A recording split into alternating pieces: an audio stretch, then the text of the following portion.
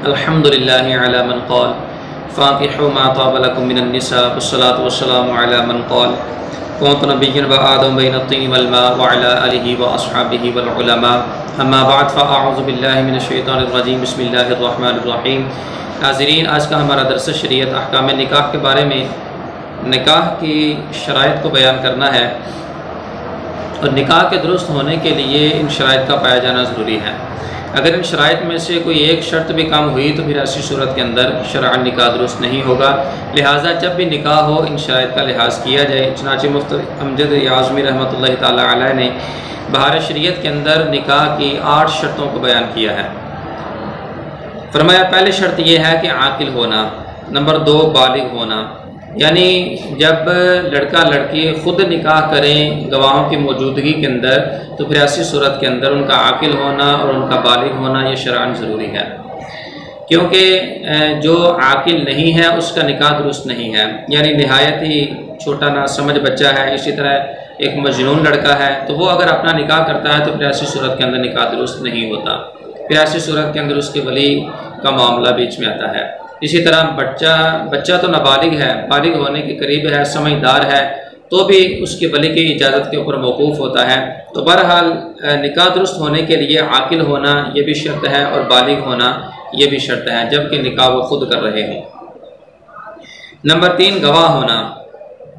गवाह यानी इजाबो कबूल 2 मर्द या एक मर्द और 2 औरतों के सामने होना। जो गवाह हैं वो दोनों मर्द हों या एक मर्द है और 2 औरतें हों। और गवाह किस मेयार के मुताबिक होने चाहिए, इस हवाले से वजाहत फरमाई कि गवाह आज़ाद हों, आकिल हों, बालिग हों और सब ने एक साथ निकाह के अल्फाज को सुना हो, तो फिर वो गवाह बन सकते हैं। बशर्ते दीगर वो गवाह नहीं बन सकते, यानी कि वो आकिल ही नहीं है, वो बालिग ही नहीं है, तो फिर ऐसी सूरत के अंदर निकाह दुरुस्त नहीं होगा। इसी तरह चौथी शर्त ये है कि इजाबो कबूल का एक मजलिस में होना, यानी वो मजलिस वो जगह एक होना ये शर्त है। अगर लड़का है उसने इजाब जो है वो वहाँ पे किया, लड़की वहाँ से उठ गई, या लड़की ने इजाब किया, लड़के ने कबूल करने से पहले मजलिस को बदल दिया, उठ के किसी दूसरे कमरे में चला गया, किसी दूसरी जगह पर मुंतकिल हो गया, तो फिर ऐसी सूरत के अंदर वो निकाह दुरुस्त नहीं होगा। चुनांचे इस हवाले से इरशाद फरमाया कि इजाब व कबूल दोनों का एक मजलिस में होना ये भी शर्त है। तो अगर दोनों एक मजलिस में मौजूद थे, एक ने इजाब किया, दूसरा कबूल से पहले उठ गया, या कोई ऐसा काम शुरू कर दिया जिससे मजलिस बदल गई, तो इजाब बातिल हो गया। अब कबूल करना बेकार है, फिर से जो ना वो इजाब व कबूल होना ज़रूरी है। तो इसलिए जो इजाब व कबूल है उसका एक मजलिस में होना ज़रूरी है, जबकि लड़का लड़की दोनों गवाहों की मौजूदगी में आपस में निकाह कर रहे हों। 5वीं शर्त यह है कि जो कबूल है वो इजाब के मुखालिफ ना हो, यानी इजाब व कबूल मतलब कि जो लड़की की तरफ से या लड़के की तरफ से पहले कलाम वारिद हो उसको इजाब बोलते हैं, जो बाद में कलाम हो उसको कबूल बोलते हैं। लड़की है तो वो लड़के को कहती है मैंने अपना निकाह तुम्हारे साथ किया तो ये इजाब है, लड़का कहता है मैंने कबूल किया तो ये कबूल है। इसी तरह जो भी कलाम पहले वाक़ई होगा उसको इजाब बोलेंगे, जो बाद में जवाब में कलाम वाक़ई होगा उसको कबूल बोलेंगे। तो बहरहाल इजाब जो कबूल है वो इजाब के मुखालिफ ना हो, उसके मुताबिक होना ये भी शराइत निकाह में से है।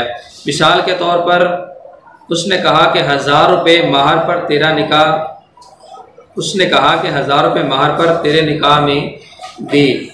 उसने कहा निकाह तो मुझे कबूल है लेकिन महर कबूल नहीं है, तो अब ये निकाह नहीं होगा, क्योंकि जो कबूल है वो इजाब के मुखालिफ है। इजाब में था कि 1000 के बदले में तुम्हारे साथ निकाह किया, जबकि उसने कबूल किया कि मैंने महर के बगैर जो है वो कबूल किया है, तो फिर ऐसी सूरत के अंदर निकाह दुरुस्त नहीं होगा।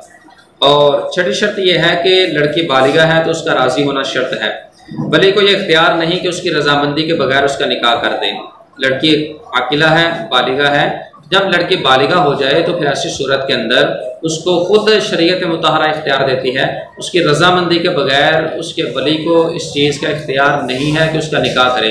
अगर औरत राज़ी नहीं है तो फिर ऐसी सूरत में निकाह दुरुस्त नहीं होगा। 7वीं शर्त यह है कि किसी ज़माने आइंदा की तरफ निस्बत ना की हो, ना किसी शर्त ना मालूम पर उसको मुअल्लक़ किया हो। मसलन कि मैंने तुझसे आइंदा रोज़ में निकाह किया या मैंने निकाह किया, अगर ज़ैद आए तो फिर ऐसी सूरत में निकाह दुरुस्त नहीं होगा, क्योंकि इसमें मुअल्लक़ करना पाया जा रहा है कि मैंने आइंदा तुझसे निकाह किया, या फ़लाँ आएगा तो फिर मैंने तुझसे निकाह किया, तो फिर ऐसी सूरत में निकाह दुरुस्त नहीं होता। 8वीं शर्त यह है कि निकाह की इजाफ़त कुल की तरफ हो या उन अज़ा की तरफ कि जिनको बोल के कुल मुराद लिया जाता है। तो अगर ये कहा कि फ़लाँ के हाथ या पाँव या निस्फ़ हिस्से से निकाह किया तो फिर ऐसी सूरत में निकाह दुरुस्त नहीं होगा।